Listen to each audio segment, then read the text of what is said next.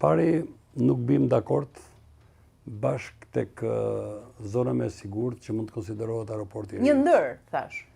Është rajoni më i pasigurt. Pse?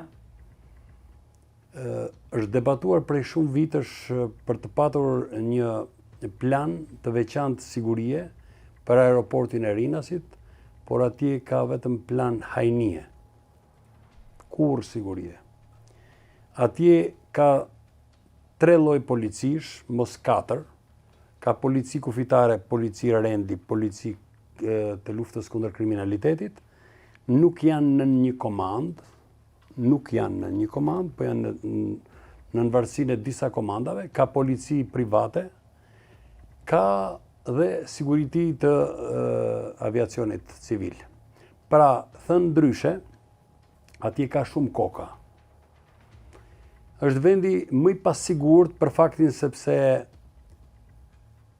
në harkun kohor të 5 viteve ka ndodhur 5 ngjarje të rënda, shto këtu 3 grabitje në afërsi të Rinasit të parave, një brenda në pistën e avionave, ka ndodhur 2 vrasje, Murataj, se ju kujtohet në vitin 2019, 2020, diçka tillë, dhe së fundit ngjarja që ka ndodhur, atentati që ndodhi në rreth rrotullimin Nën Tereza. Çka do të thotë që është vërtet vendi më i pasigurt dhe tashmë e kanë piketuar grupet kriminale si një vend ku mund të lajnë hesapet. Sepse ndërkohë personat që fluturojnë nga Tirana në drejtim të vendeve të ndryshme të botës mendojnë se aty janë të sigurt, ndërsa bota e krimit e ka konsideruar vendin më të pasigurt dhe vendin më të përshtatshëm për të larë hesapet. Dhe unë kështu e kam lexuar ngjarjen, sepse fakti që nuk reagoi asnjë lloj policie për 15 minuta, ndërkohë që ishte vetëm 5 metra larg stacionit të policisë së Rinasit, tregon se nuk ka një plan masash për reagimin e shpejt në aeroportin e vetëm ndërkombëtar që ka Shqipëria. Dhe ku nuk ka një plan të reagimit shpejt, të policisë, të shërbimit zjarfiks apo diçka tjetër, sepse përpos asaj, mos harrojmë përpos ngjarjes kriminale, pam që edhe i plagosuri u nxor nga qytetarët me leva, ndërkohë që duhet kishte shkuar mjetet zjarfikse, të cilat janë të një trajnimi të veçantë në aeroportin e Rinasit, por nuk shkuan në vend ngjarje. Pra, shkuan me shumë vonesë policia, zjarfiksit nuk vajten fare, nuk pati shërbim të urgjencës spitalore, çka do të thotë që niveli i gatishmërisë për shërbimet e emergjencës të policisë dhe të emergjencës civile ishin në nivelet 0.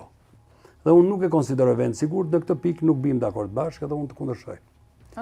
Për të shkuar pastaj tek informacioni, që është e vërteta, ne kemi debatuar në shumë studio që është prishur sistemi në Shqipëri me ardhin në pushtet të së Majtës, sepse është prishur sistemi i rekrutimit të punonjësve të policisë, jo vetëm të rolit bazë, por edhe të oficerave të policisë, është prishur sistemi i rekrutimit të punonjësve të AMP-s, është prishur sistemi i rekrutimit të punonjësve të shërbimit informativ shtetëror, të shërbimit të zjarfikës dhe të gjitha shërbimeve të emergjencës.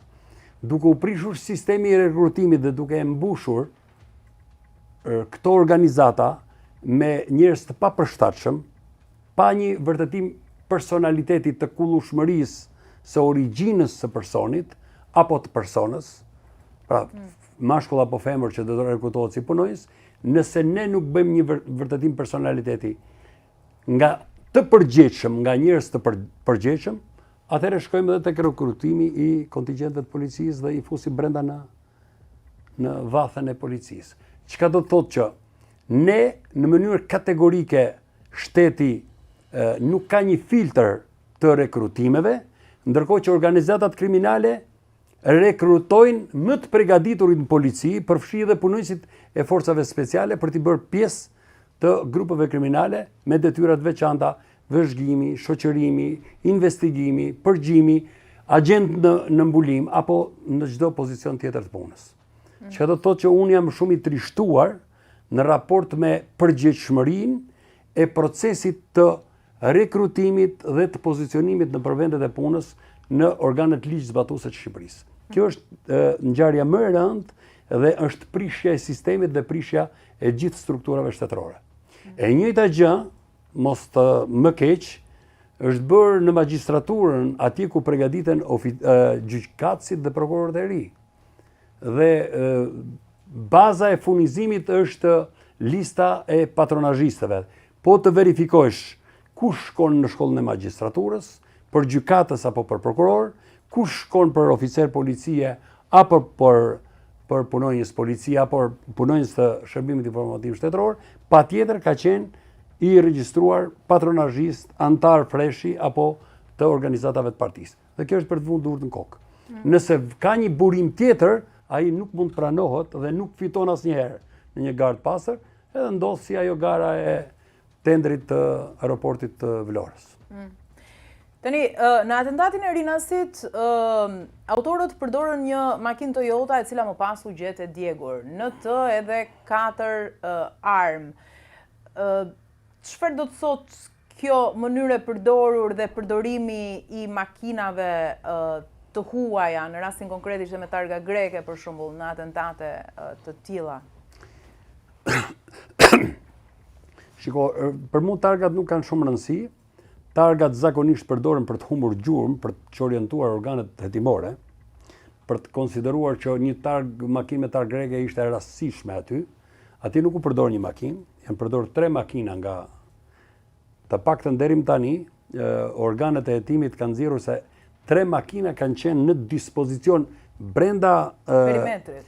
Jo brenda perimetrit, brenda segmentit të rrethotullimit në Terezia. 3 automjete që është provuar nga mënyra e sjelljes, nga mënyra e veprimit, nga mënyra e frenimit, nga mënyra e ndalimit dhe nga mënyra e largimit. Është provuar se 3 makina kanë pas të bëjnë me atentatin.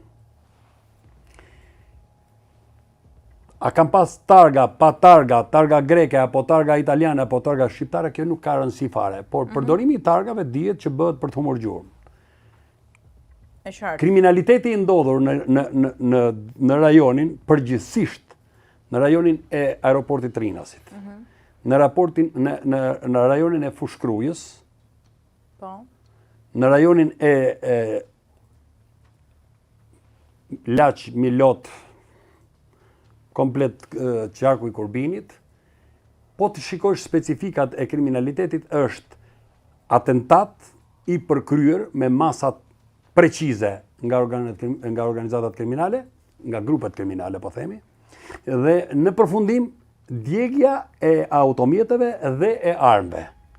Sepse kjo forma më e mirë për të zhdukur gjurmët që lënë në armë, në makinë apo në mjetet tjera të kamuflazhit që grupet kriminale përdorin gjatë një atentati. Djegja me benzinë e gjithë shkaje që ndodhet në makinë, do të thotë që në makinë nuk lën gjurmë.